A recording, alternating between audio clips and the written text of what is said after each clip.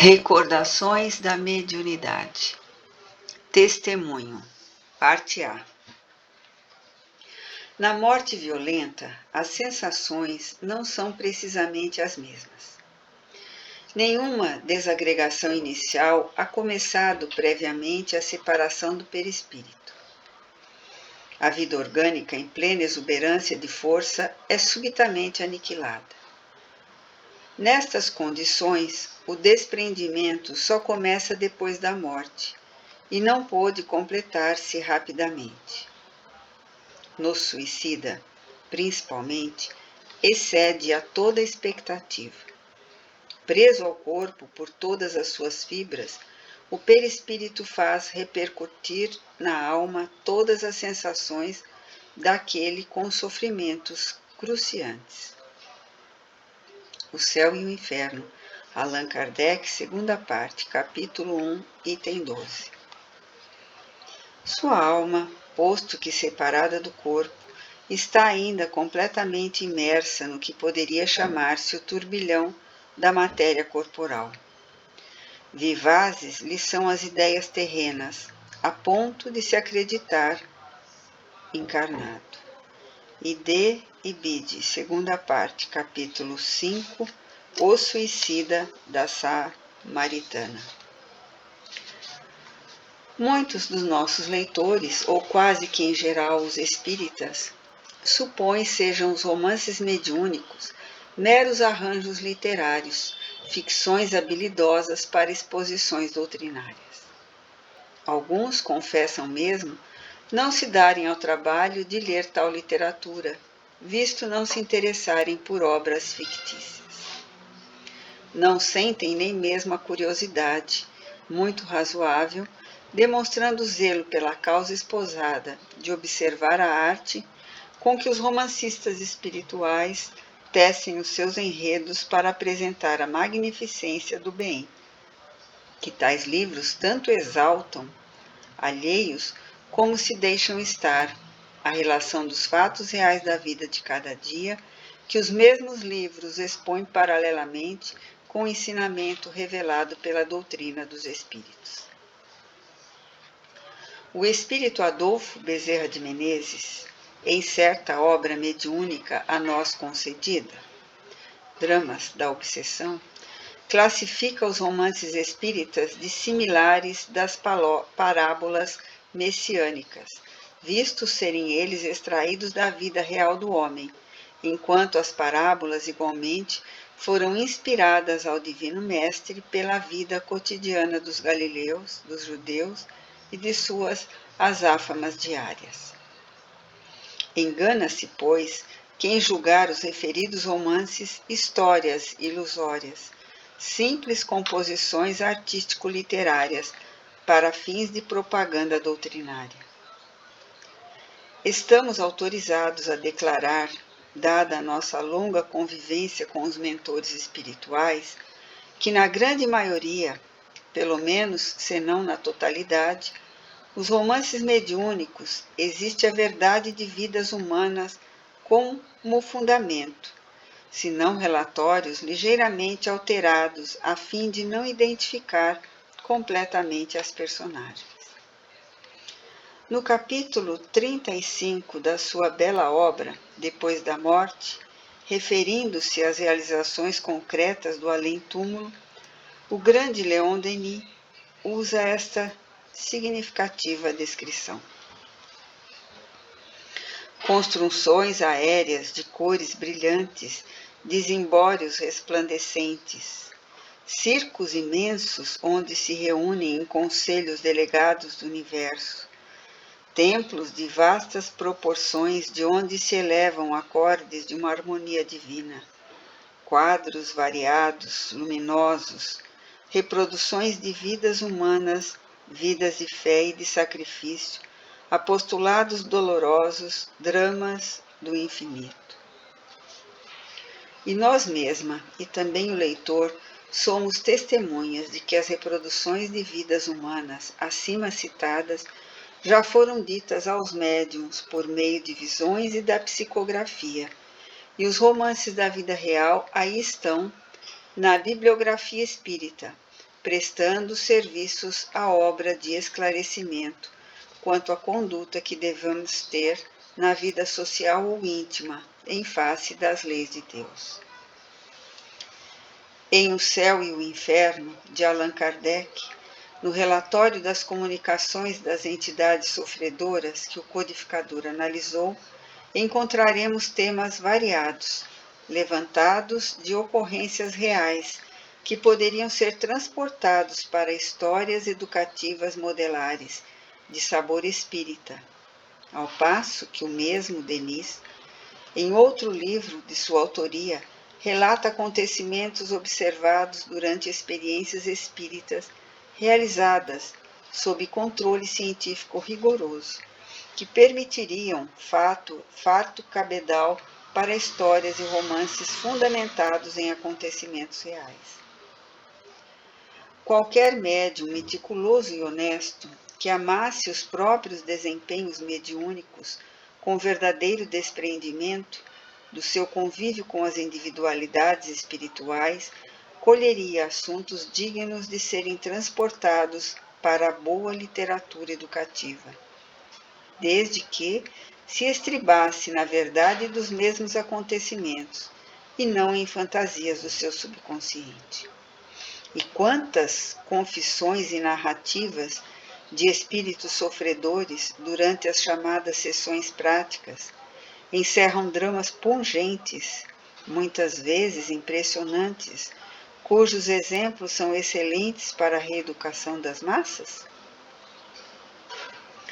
Comumente, pois, os fatos narrados nos romances mediúnicos são extraídos das próprias vidas planetárias remotas ou recentes, dos autores espirituais, como sabemos acontecido com as obras há 2000 anos e 50 anos depois, concedidas pela entidade instrutora Emmanuel ao médium Francisco Cândido Xavier, além de outras da mesma entidade, que ventilam existências de personagens por ela conhecidos no além. De outras vezes, os fatos são extraídos da existência dos pupilos ou amigos espirituais dos autores da obra, como o sucedido ao Amor e Ódio, ditado pelo espírito Charles, e Dramas da Obsessão, onde a entidade de Dr. Adolfo Bezerra de Menezes descreve as dramáticas peripécias de uma pequena falange de protegidos seus, encarnados e desencarnados, durante trabalhos que, como orientador espiritual de centros espíritas, realizou. Ao passo que no volume Nas Voragens do Pecado, a nós também concedido mediunicamente, vemos a vida do seu autor espiritual, Charles, o Carlos Felipe II, da mesma obra, e de criaturas por ele muito amadas na época, ou seja, no século XVI. E todos sabemos que o mesmo se deu com o espírito, Conde Rochester, que em vários dos seus livros confiados à médium russa Condessa Krjanovsky, participa o leitor não só das suas próprias atividades de espírito em marcha de evolução, mas também da ligação milenar existente entre o seu próprio espírito e o da médium que o serviu. Também a entidade Padre Germano confia episódios de sua vida terrena à médium espanhola Amália Domingo Soler, confidências que resultaram num dos mais belos e encantadores livros que enriquecem a bibliografia espírita, Memórias do Padre Germano. Todos esses luminares do mundo invisível, assim como outras individualidades esclarecidas e igualmente iluminadas, são unânimes em repisar que o mundo espiritual é fértil em temas para estudos e análises, e que dramas intensos ali são surpreendidos entre as recordações dos seus habitantes, os quais muitas vezes concordam em narrar ao vivo, ou seja, criando cenas sob o poder da mente, suas passadas peripécias planetárias.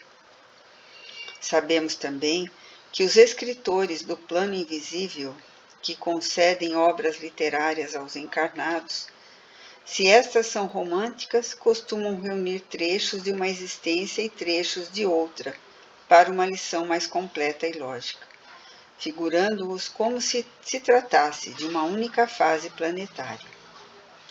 Substituem nomes, deslocam datas e localidades, quase sempre com a finalidade de não identificarem as personagens. Ampliam a moral da história, adaptando-as aos ensinamentos evangélicos espíritas, no intuito de dotarem a obra de finalidade educativa.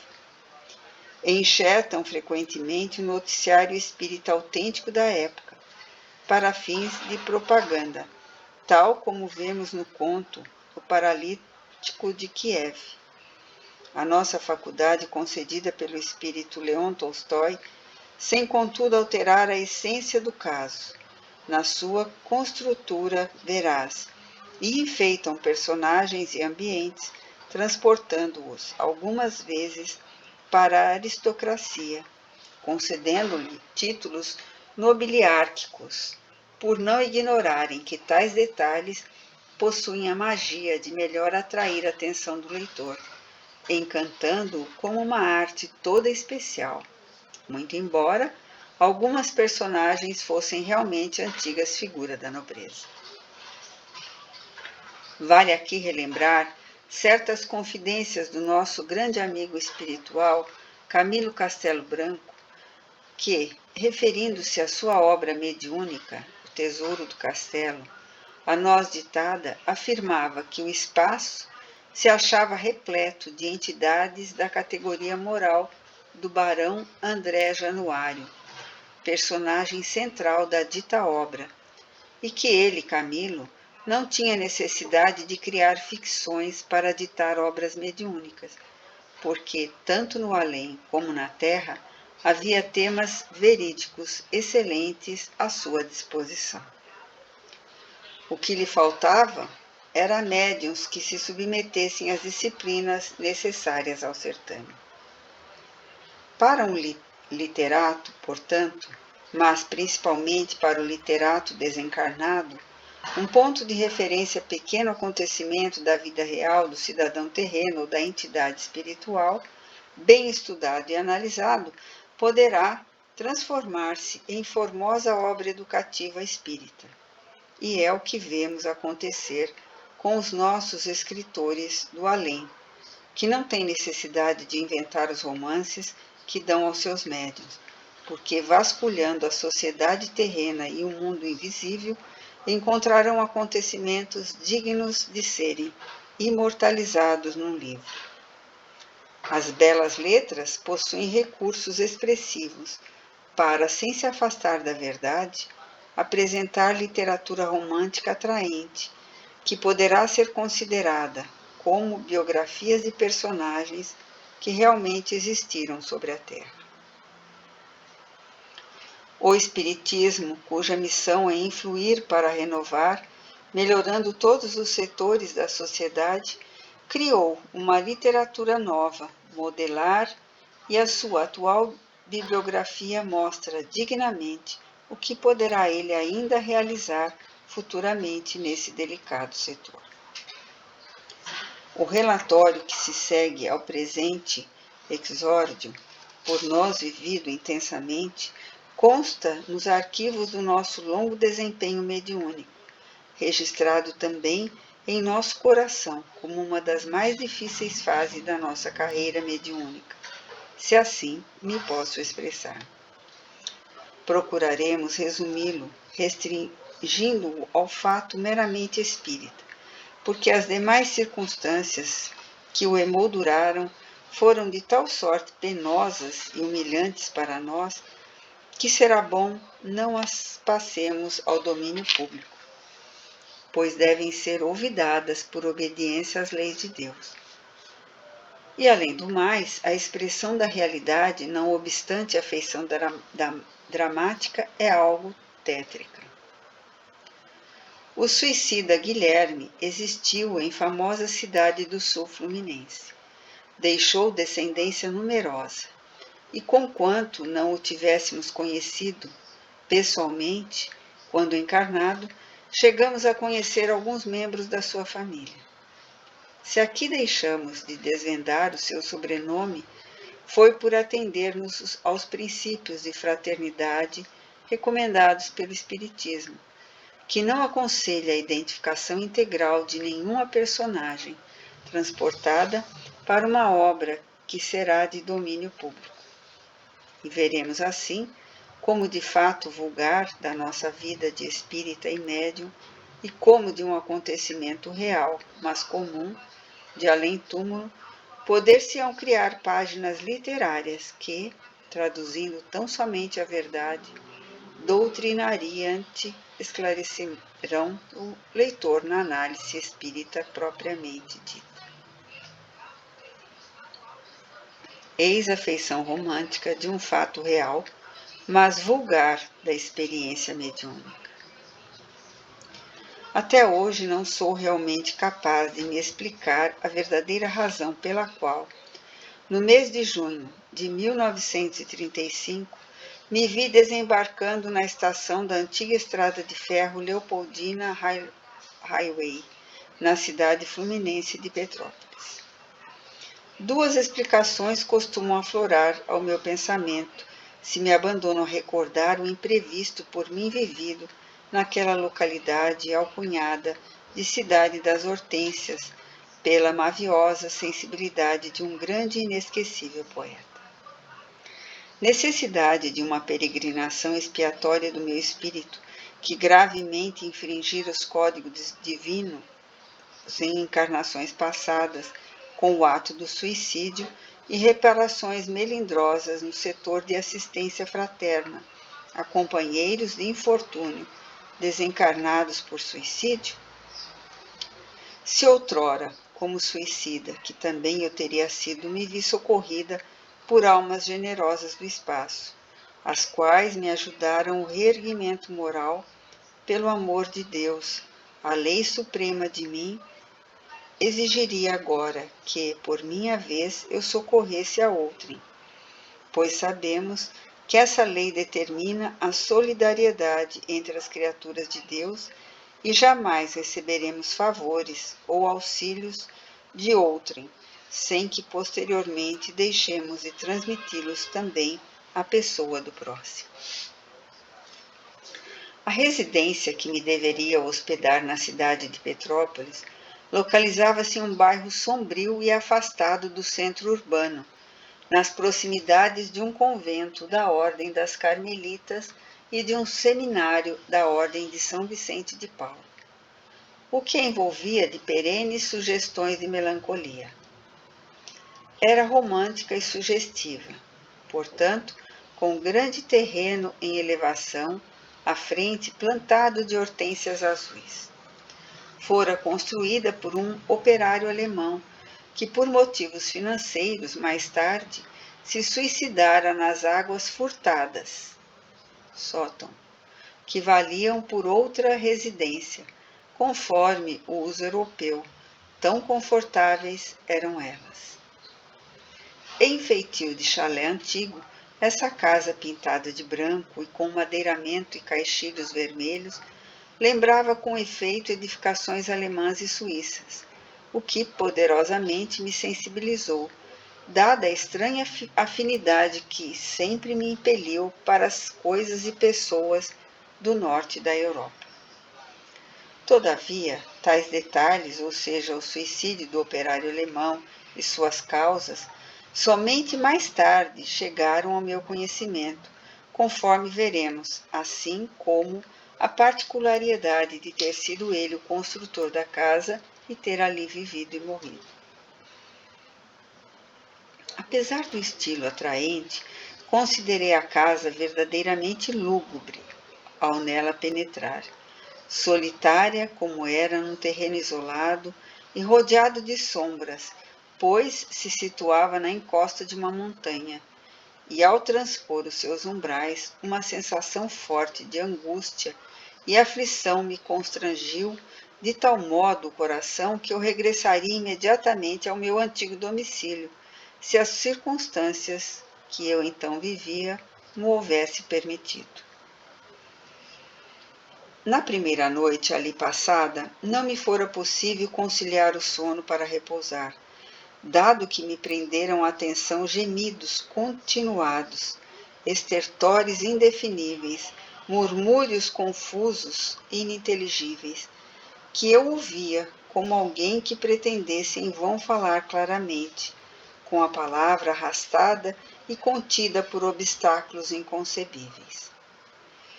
Pancadas no soalho, como se algo insistisse em bater pesada, mas surdamente nas tábuas, de modo incompreensível, perturbaram-me também durante toda a noite. O ruído provindo do mundo invisível é muito mais impressionante do que a visão, e senti-me chocada. Ainda hoje, prefiro ver os espíritos, qualquer que seja a sua categoria moral, a ouvir os ruídos que eles produzem, pois quaisquer ruídos ou sons provindos do além são assaz diferentes dos conhecidos na terra. São como que difusos pelo ar, cavos, surdos, ocos. Aqueles ruídos, com a noite toda passada em sono, alteraram minhas boas disposições físicas e morais, e no dia seguinte reencontrei-me abatida e presa de insólita angústia, participando, porém, as pessoas da casa o ocorrido durante a noite. Advertiram-me de que se trataria de mera impressão de minha parte, pois jamais ali fora surpreendido algo suspeito de sobrenatural. Com o decorrer dos dias, no entanto, continuando a ouvir os mesmos rumores, mesmo durante o dia, pude precisar que provinha do teto da casa, exatamente sobre o quarto por mim habitado, ou seja, provinham do sótão. Receosa de desagradar os donos da casa, não mais me queixei, mas a título de reconforto moral para a angústia que me oprimia, voltei a estudar diariamente o Evangelho segundo o Espiritismo, como era velho hábito, e entreguei-me às preces que ali se encontram, o que desde a infância fazia com respeito e fervor.